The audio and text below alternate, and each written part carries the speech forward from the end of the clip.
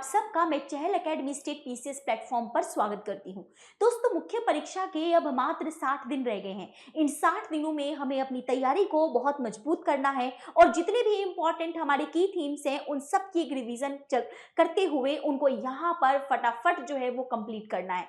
तो इसी के संदर्भ में हम बात कर रहे थे GS2 की, जिस GS2 में कुछ कोर थीम्स की जहां से प्रश्न पूछे जाते हैं और उसी प्रक्रिया में आज हम लोग बात करेंगे मौलिक अधिकारों की। जी हाँ, आज हमारा जो चर्चा का विषय होगा मौलिक अधिकार। मौलिक अधिकार लगातार चर्चा में बने रहते हैं, ना केवल ये करंट के लिहाज से अपितु आप एक नागरिक हैं इसके लिहाज से भी ये जानना जरूरी हो जाता है। यहाँ पे तो फिलहाल हम बात कर रहे हैं मुख्य परीक्षा में इसके संदर्भ में कैसे प्रश्न पूछे जाते हैं और यहाँ पर इन प्रश्नों के उत्तर लिखने में हमें क्या क्या बातों का ध्यान रखना है। मौलिक अधिकारों पे सामान्यतः जो प्रश्न रहे हैं वो यहाँ पर कुछ और अधिकारों से रिलेटेड आपसे टिप्पणी करने के लिए पूछा जा सकता है। हो सकता है आपसे समानता के अधिकार पे पूछ लिया जाए या फिर स्वतंत्रता के अधिकार पे पूछ लिया जाए या फिर यहाँ पर जो है आपका रिट जो है रिट विशेषाधिकार, जिसको हम संवैधानिक उपचारों का अधिकार कहते हैं, इस पर आपसे प्रश्न पूछ लिया जाए। और इन सब से इतर हो सकता है अभी जो लगातार जो विवादों में बना हुआ है, जैसे आपने सुना होगा कि यूट्यूब पे जिस तरीके से यहाँ पर बयानेबाजी की गई उन अश्लील कमेंट्स के संदर्भ में यहाँ पर अभिव्यक्ति की स्वतंत्रता का मुद्दा एक बार फिर न्यूज में आ गया है। तो हो सकता है अभिव्यक्ति की स्वतंत्रता पे ही डायरेक्टली प्रश्न पूछ लिया जाए। किसी भी तरह के प्रश्न बने हमारे पास उसको बताने लायक कंटेंट होना चाहिए, क्या चीजें होती हैं। तो चलिए एक एक करके बात करते हैं। दोस्तों, जब हम इन मौलिक अधिकारों को यहाँ पर पढ़ेंगे तो हम सबसे पहले समझेंगे इसका अर्थ, इसका एक्चुअल मीनिंग क्या है। इन मीनिंग्स को ही समझने के दौरान हम यहाँ पर देखेंगे कि मौलिक अधिकार कहते किसे हैं, इसके अलावा इसकी कोर जो विशेषताएं हैं वो क्या हैं, इनके क्या टाइप्स हैं, प्रकारों की हम चर्चा करेंगे। इन प्रकारों के साथ साथ फिर हम यहाँ पर ये देखेंगे इनकी आलोचना या इनकी क्या कमियां हैं, क्योंकि बीपीएससी ने अपने प्रश्न में ये पूछा हुआ है कि संविधान एक हाथ से तो मौलिक अधिकार देता है परंतु दूसरे हाथ से छीन लेता है। ये जो लाइन है इस प्रश्न को हम कैसे सॉल्व कर सकते हैं। And the final one, it's conclusion या फिर करंट का कोई टॉपिक। तो ये हमारी आज की क्लास का चर्चा का विषय बनने वाला है। इतनी बात हम लोगों ने समझी। अब बात करते हैं हम सबसे पहले अपने विषय की, जिसमें हम लोगों ने रखा है मौलिक अधिकारों का अर्थ क्या है। दोस्तों, यहां पे मैं आपसे बात करूं तो सबसे पहला अधिकार का क्या अर्थ होता है। अधिकार अर्थात दावा। क्या होता है? दावा। Claims, right are claims. कैसे क्लेम्स? Valid claims. अधिकार दावे हैं, परंतु क्या सारे दावे अधिकार हैं? जी नहीं। वही अधिकार दावे वही अधिकार बन पाते हैं जो वैध हो, जिनको मान्यता मिल जाए, वैलिड दावे हो। मौलिक अधिकार हम उन अधिकारों को कहते हैं जो हमारे संविधान के, मौलिक अधिकारों को मैं शॉर्ट में फंडामेंटल राइट यहां लिख सकती हूं। मौलिक अधिकार केवल उन अधिकारों को कहा जाता है जो यहां पर संविधान के भाग 3 में हो। भाग 3 में अनुच्छेद 12 से 35 में हो। मौलिक अधिकार कौन से हैं? जो संविधान के भाग 3 में आर्टिकल 12 से 35 में जो राइट्स आते हैं उनको हम फंडामेंटल राइट्स बोलते हैं। और भी अधिकार हैं जो संविधान में आएंगे, उनको हम संवैधानिक अधिकार बोलेंगे। ऐसे अधिकार जिनका वर्णन कानून में हो उनको हम सांविधिक या कानूनी अधिकार कहते हैं। ऐसे अधिकार जो हमारे लिए नैतिक रूप से हमारे पास है उन्हें हम नैतिक अधिकार कहते हैं। ऐसे अधिकार जो हमें जन्मजात मिलने चाहिए, जो प्राकृतिक रूप से हमें मिले हुए हैं, बोलने का, सुनने का, कुछ भी, ये हमारे प्राकृतिक अधिकार हैं। तो अधिकारों की एक श्रृंखला में मौलिक अधिकार क्या है? मौलिक अधिकार वो अधिकार है जो हमें संविधान द्वारा, संविधान के भाग 3 में 12 से 35 में वर्णित है, वो हमारे मौलिक अधिकार है। इनके अलावा जो भी अधिकार आएगा इस 12 से 35 के अलावा वो दूसरे अधिकार होंगे। मौलिक अधिकार केवल वही जो 12 से 35 में वर्णित है। तो अब बात करते हैं, ठीक है भाई, हमने मान लिया ये हमारा मौलिक है, लेकिन अब हमारा दूसरा सवाल कि भाई ये मौलिक क्यों है, ये मूल रूप में क्यों है। ये मौलिक इसलिए हैं, इनकी कुछ कोर विशेषताएं हैं। पहली बात इनकी, अगर हम इन विशेषताओं की बात करें विशेषताएं की बात करें तो क्या है इनकी विशेषता? पहली बात कि ये मौलिक है क्योंकि डायरेक्टली संविधान द्वारा इनकी रक्षा की जाती है, संविधान द्वारा ये प्रदत्त है, इनको कहीं और से नहीं मिला, ये हमें खुद संविधान ने दिया है। दूसरा, ये वाद योग्य है। इसका मतलब कि अगर किसी व्यक्ति का अगर मौलिक अधिकार का उल्लंघन होता है तो वह इसके लिए सीधा न्यायालय में जा सकता है। इसके अलावा यहाँ पर क्या है कि यह वाद योग्य है, यह यहाँ पर राज्य के विरुद्ध व्यक्ति के दावे हैं। मतलब यहां पर ये जो है अगर नहीं मिले तो राज्य के विरुद्ध व्यक्ति के दावे राज्य की सीमा पर कहीं ना कहीं नियंत्रण लगाते हैं। इसके अलावा ये जरूरी है क्योंकि ये व्यक्ति के विकास के लिए सहायक है, व्यक्ति के विकास को बढ़ावा देते हैं। इनको यहाँ पे तो इसके लिए हम इसको नेगेटिव भी कहते हैं, बट फिर भी व्यक्ति के ये विकास के लिए बहुत जरूरी है, क्योंकि अगर ये अधिकार नहीं होंगे तो समाज में कोई व्यक्ति का विकास सुनिश्चित कर पाना बहुत मुश्किल हो जाएगा। ये क्या है, यहाँ पे अभिव्यक्ति की स्वतंत्रता को बढ़ाते हैं, व्यक्ति को समाज के शोषण से मुक्त करते हैं। यह जो है यहाँ पर क्या है, एक जिसकी हम बात करें एक सामाजिक न्यायपूर्ण समाज की, उसकी स्थापना में ये जो है ये बल देते हैं। तो ये कुछ कोर इसकी विशेषताएं हैं, मौलिक है, वाद योग्य है, संविधान द्वारा न्यायालय द्वारा इनकी जो है वो रक्षा की जाती है, न्यायालय द्वारा रक्षा। आर्टिकल 32। अब बात करते हैं इनमें कितने अधिकारों की बात की गई है। देखिए, हमने कहा फंडामेंटल राइट वो राइट है जो संविधान के भाग 3 में आर्टिकल 12 से 35 में वर्णित है। 12 से 35, अगर मैं यहां पे बात करती हूं आर्टिकल 12 की, जो कि बात करता है राज्य की। राज्य किसे कहा जाएगा? राज्य कोई भी वो संस्था यहां पर है जो क्या कर रही है, नियमों को बेसिकली लागू कर रही है, बना रही है, कार्यकारी फॉर्म में काम कर रही है, राज्य के रूप में जानी जाएगी।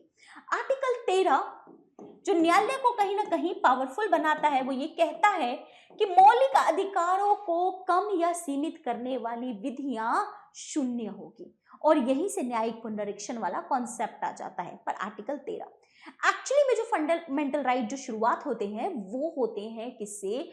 आर्टिकल 14 से। कहां से? आर्टिकल 14 से। तो हम टाइप्स की बात कर ले, यहाँ पर मौलिक अधिकारों के कितने प्रकार हैं? तो पहला है हमारा समानता का अधिकार। किसका अधिकार? समानता का अधिकार, जो कि हमारा आता है आर्टिकल 14 से 18 में। इसके बाद वी टॉक अबाउट स्वतंत्रता का अधिकार। स्वतंत्रता का अधिकार जो कि है आपका आर्टिकल 19 से 22 में, ठीक है। फिर आता है आपका शोषण के विरुद्ध अधिकार। शोषण के विरुद्ध अधिकार आर्टिकल 23-24 में। फिर आता है आपका यहां पर जो है सो धार्मिक स्वतंत्रता का अधिकार आर्टिकल 25 से 28 में। फिर आता है आपका अल्पसंख्यकों के लिए, अल्पसंख्यकों के शिक्षा व संस्कृति का अधिकार।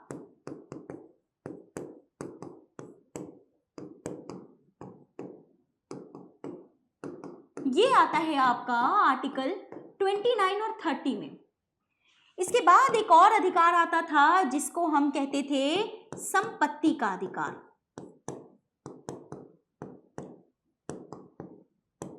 लेकिन इस अधिकार को 44वें संविधान संशोधन से हटा दिया गया और अब ये महज एक कानूनी अधिकार है। इसके बाद आता है हमारा कौन सा अधिकार? हमारा संवैधानिक उपचारों का अधिकार।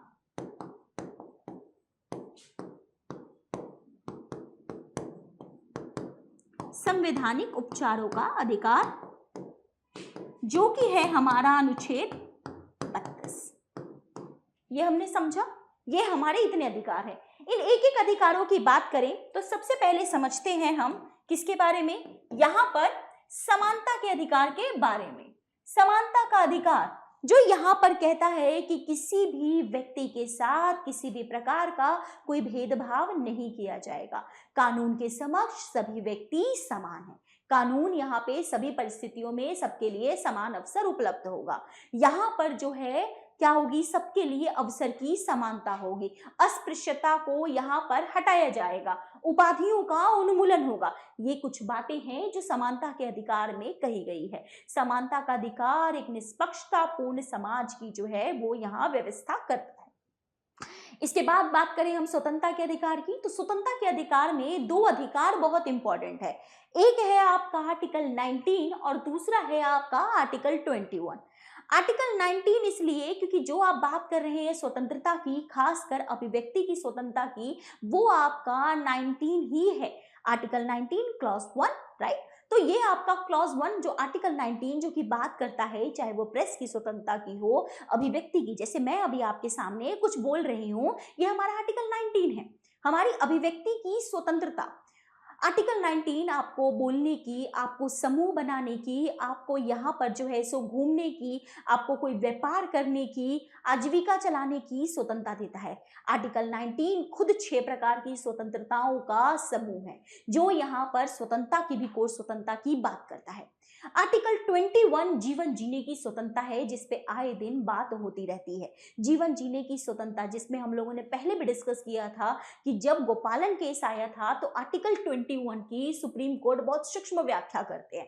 बहुत सूक्ष्म तरीके से व्याख्या इस प्रकार की जाती है कि जीवन जीने के दायरे में केवल जीना ही शामिल है। लेकिन जब 1978, दोस्तों कब की बात है, 1978 वो वाला टाइम है जब मेनका गांधी केस आता है, और उस मेनका गांधी केस में सुप्रीम कोर्ट द्वारा ये कहा जाता है कि जीवन जीने की स्वतंत्रता केवल जीवन जीना नहीं है, अपितु गरिमापूर्ण जीवन जीना है। ये गरिमापूर्ण जीवन जिसमें आज इसमें हमारा ना केवल जो है सिर्फ जीवन जीने की स्वतंत्रता, पासपोर्ट रखने का अधिकार, अपितु स्वस्थ पर्यावरण का अधिकार, यहाँ पर हमारा क्लाइमेट चेंज से बचने तक के अधिकार भी शामिल हैं। तो यहाँ पर ये स्वतंत्रता के अधिकार को काफी महत्वपूर्ण बनाते हैं। और यहाँ पे ही अगर हम लोग बात करें शोषण के विरुद्ध अधिकार, जिसमें किसी भी बच्चे से बेगारी करवाना, या फिर हम लोग बात करें महिलाओं का जो यौन शोषण है या फिर वैश्यावृत्ति के लिए धकेला जाना, इस चीज में रोकने का प्रयास है। धार्मिक स्वतंत्रता का अधिकार की यहाँ पर क्या है, हर व्यक्ति को अपनी किसी भी धर्म को मानने, अनुकरण करने, आस्था रखने, ठीक है, उसके अपना पूजा पद्धति, उपासना के तरीकों को अपना मानने का अधिकार है। अल्पसंख्यकों के शिक्षा और संस्कृति का अधिकार, जिसमें क्या है कि वो अपनी पसंद के शिक्षण संस्थान को जो है वो खोल सकते हैं, अपनी संस्कृति को बढ़ा सकते हैं, उसका यहाँ पर अधिकार दिया गया है। इसके अलावा एक था दोस्तों संपत्ति का अधिकार, जिसे क्या किया गया है, यहाँ पर हटा दिया गया है। अभी वर्तमान में ये शामिल नहीं है, इसीलिए वर्तमान में हमारे पास 6 ही फंडामेंटल राइट मौजूद है। और एक है हमारा संवैधानिक उपचारों का अधिकार। संवैधानिक उपचारों का अधिकार एक ऐसा अधिकार कि अगर आपके उपरोक्त अगर 5 अधिकार, अगर उसमें किसी भी प्रकार का यहाँ पे संसद के द्वारा, किसी के द्वारा कोई रोक राज्य के द्वारा अगर लगाया जाता है, तो आप उसके विरुद्ध डायरेक्टली न्यायालय जा सकते हैं, डायरेक्टली सुप्रीम कोर्ट जा सकते हैं, आर्टिकल 32 के तहत, जो कि है आपका संवैधानिक उपचारों का अधिकार। इसके तहत न्यायालय जो है वो 5 प्रकार के रिट जारी करता है और उसके द्वारा आपके मौलिक अधिकारों की सुरक्षा की जाती है। तो ये हमने बेसिक समझा। अब हम यहाँ पर आते हैं अपना दूसरे पार्ट पे, जिसमें ये कहा गया है, जो हमारा प्रश्न बनता है, एक तो इन सब पे एक सेपरेट भी बन सकता है। एक प्रश्न बनता है कि भारत के संविधान ने एक हाथ से मौलिक अधिकार दिया है और दूसरे हाथ से छीन लिया है। इससे आप क्या समझते हैं? इसका मतलब ये है कि पहली बात मौलिक अधिकारों की हम विशेषताओं की करें तो दोस्तों, ये जो मौलिक अधिकारों की जो विशेषता है, पहली बात कि हमारे ये जो मौलिक अधिकार हैं ये हमारे सीमित हैं और सीमित नहीं है, लिमिटेड है।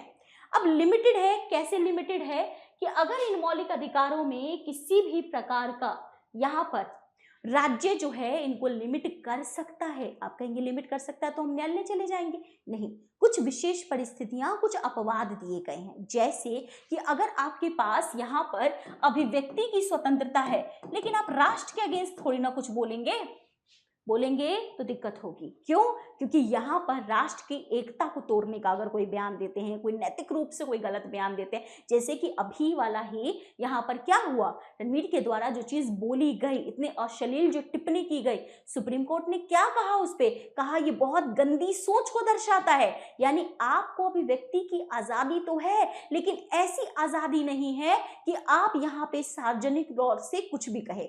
जैसे कई बार आपने देखा होगा नेता लोग मानहानि का केस ठोकते हैं। मानहानि का क्यों ठोकते हैं? कि उनके पास अभिव्यक्ति की स्वतंत्रता है, तो ये थोड़ी ना किसी को यहाँ पे बुरा भला बोलना शुरू कर दो। नहीं, अभिव्यक्ति की स्वतंत्रता के कुछ यहाँ दायरे हैं, हर अधिकार का दायरा है। आपके पास धार्मिक स्वतंत्रता का अधिकार तो है, जिसमें आप अपने धर्म को जो है वो बढ़ावा देने के प्रयास कर सकते हैं, लेकिन क्या जबरन धर्मांतरण करवा सकते हैं? नहीं, जबरन धर्मांतरण नहीं करवाया जा सकता। इसीलिए तो चाहे उत्तराखंड हो या राजस्थान हो, इन जबरन धर्मांतरण को रोकने के लिए कानून लेकर आ रहे हैं। इसी तरीके से आपके पास संगठन बनाने की आजादी है, आर्टिकल 19, आपको कहीं पे एकत्र होने की आजादी है। देखिए आर्टिकल 19 की बात करूं, आपके पास अभिव्यक्ति की आजादी है, लेकिन इस अभिव्यक्ति की आजादी के तहत, मतलब इस बोलने की स्वतंत्रता के तहत वो आजादी नहीं है कि आप जो है किसी के साथ क्या है, किसी को गलत बोले, देश की एकता को तोड़ने की बात करें, या फिर किसी ऐसा कुछ कमेंट करें जिससे हमारे विदेशी संबंध हमारे खराब हो सकते हैं। आपको रोका जा सकता है। यहाँ पर आपको इकट्ठा होने की, ग्रुपिंग करने की, यहाँ पर क्या है, संघ बनाने की तो आजादी है। कहीं पर आप क्या कर सकते हैं, बैठ सकते हैं, लेकिन शस्त्र लेके थोड़ी ना बैठेंगे कि नहीं चलो आज हमारा जो है अपना अपना जो है वो बंदूक लेके बैठेंगे। नहीं, हथियारों के साथ एकत्र होने की अनुमति नहीं है।